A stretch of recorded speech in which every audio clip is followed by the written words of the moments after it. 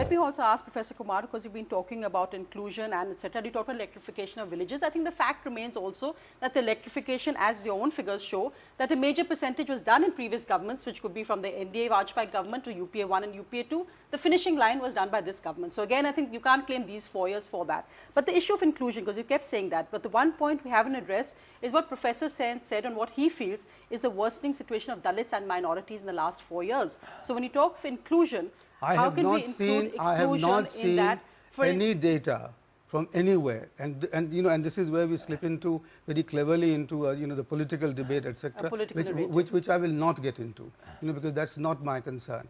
But the fact is that this government has done the most non-discriminatory approach to its own inclusion policies. I mean, nobody can tell me that the 300 million accounts that were open only for particular segments of the population, or the fact that you had given, you know, under the Saubhagya scheme, that you improved the lot of the households, you know, that were given only for a particular. So you're saying Vikas is actually blind to issues. It is and the fact, as Gurcharan Das writes today in the Times of India, the growth with development and inclusion, and higher growth with development and inclusion, and not just a sort of, you know, approach towards entitlement without any growth, is the key, and that's what the government is focused upon. And therefore, the infrastructure. Where is the data, Professor Sen, to prove your thesis that Dalits and minorities are being left out? Well, there are three things here.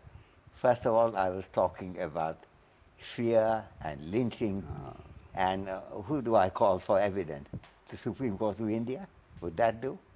Mobocracy and the threatened lives of people who are insecure, and that's primarily, you know, 86% of them had been Muslims, and a high of the remainder Dalits.